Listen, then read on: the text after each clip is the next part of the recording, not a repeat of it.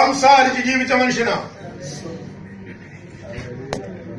പുള്ളി ഇത് പറയുമ്പോ റോമൻ കാരാഗ്രഹത്തിന്റെ അകത്ത് തടവുപുള്ളികളാൽ വലയം ചെയ്ത് കിടക്കുക ഈ മനുഷ്യൻ. പകലിൽ സ്വതന്ത്രനാ, പക്ഷെ രാത്രിയാകുമ്പോ കൃത്യമായി ചങ്ങലയിൽ പുള്ളി കൊളുത്തപ്പെടും.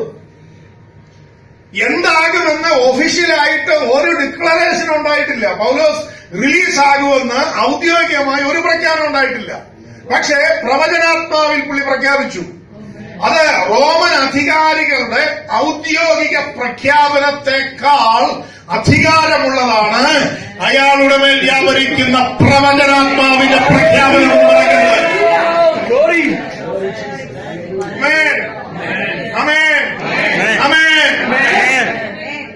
നമ്മുടെ ഭവനത്തിൽ ഇങ്ങനെയൊക്കെയുള്ള കാര്യങ്ങൾ സംസാരിക്കുന്നത് ഉണ്ടായിട്ടുണ്ടോ? സംസാരിക്കാറുണ്ടോ? പറയാറുണ്ടായിട്ടുണ്ടോ? അതിന് മിണ്ടാൻ സമ്മതിച്ചിട്ട് വേണ്ടേ ബ്രദറെ എന്ന് ചോദിക്കരുത്. ഞാൻ പോസിറ്റീവായിട്ട് എന്തെങ്കിലും പറയാൻ വരുമ്പോഴേ പുള്ളി സാഹചര്യങ്ങളെ നിരത്തി നെഗറ്റീവ് അടിച്ച് എന്നെ ഒതുക്കുന്ന പതിവാ. ആമേൻ. അങ്ങനെ പതിവാന്ന് പറഞ്ഞാൽ അതിന്റെ മുകളിൽ അധികാരമുള്ള പ്രവചനാത്മാവാ നമ്മുടെ മേൽ കിടക്കുന്നത്.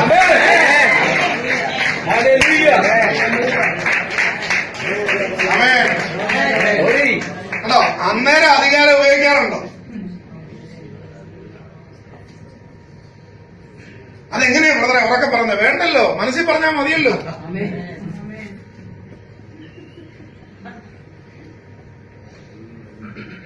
അധികാരമുള്ളവൻ രഹസ്യം പറഞ്ഞാലും അവന്റെ അധികാരം കാര്യങ്ങൾ മനസ്സിലായി. ഇത് പോരാടുന്നത് അദ്ദേഹത്തോടല്ലല്ലോ, പുള്ളിക്കാരത്തിയോടല്ലല്ലോ. പോരാട്ടം എവിടെയാ? ആത്മതലത്തിലാ. പൗലോസ് ഒരു ദുരാത്മാവിനെ ചാടിച്ചത് മുഷിഞ്ഞ് തിരിഞ്ഞു നോക്കിയ നോട്ടത്തിൽ അടിച്ച് പുറത്തോളം. കേട്ടോ? സംസാരിക്കാൻ സാധ്യതയില്ലയോ? അത്യാവശ്യം നോക്കാൻ പറ്റില്ല അല്ലേ? സത്യം. പൗലോസ് മുഷിഞ്ഞ് തിരിഞ്ഞു നോക്കിയെന്ന, മുഷിഞ്ഞു നോക്കിയെന്നല്ല, മുഷിഞ്ഞു തിരിഞ്ഞു നോക്കി. പോകാൻ പറഞ്ഞു അവിടുന്ന്. ഇന്നിവിടുന്ന് തിരിച്ച് താമസ സ്ഥലത്തോട്ട് കയറുമ്പോ അങ്ങനെ പറഞ്ഞ് കയറണം. നെഗറ്റീവായി വ്യാപരിക്കുന്ന സകലങ്ങളെ യേശുവിനെ അധികാരമുള്ള നാമം.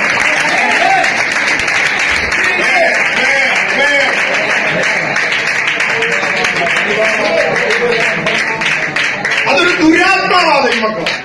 എപ്പോഴും നെഗറ്റീവ് ചിന്താഗതികൾക്കകത്ത് ഒരു പ്രാർത്ഥനാക്കാരനെ കൊടുക്കുന്ന അതൊരു സ്പിരിറ്റാണ്.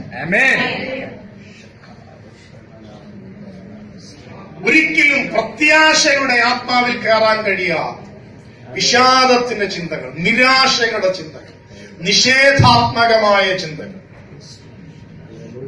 അകാരണമായ ഭയം, ഇതിനെല്ലാം പിന്നിൽ പ്രവർത്തിക്കുന്ന ദുരാത്മാക്കളുടെ മേൽ നമുക്ക് അധികാരമുണ്ടായി. ഇതൊക്കെ എന്ന് ഉപയോഗിക്കാൻ ഇനി ഇരിക്കുന്നേ? വർഷം 5 ആയില്ലേ ആത്മീയ ജീവിതത്തിൽ വന്നിട്ട്? അഭിഷേകം ചാക്കണക്കിന് വാങ്ങിച്ചില്ലേ? 27-ാമത്തെ 12 മണിക്കല്ലേ? ഇനി ഇതൊക്കെ എന്ന് കൈകാര്യം ചെയ്യാൻ ഇരിക്കുന്നേ?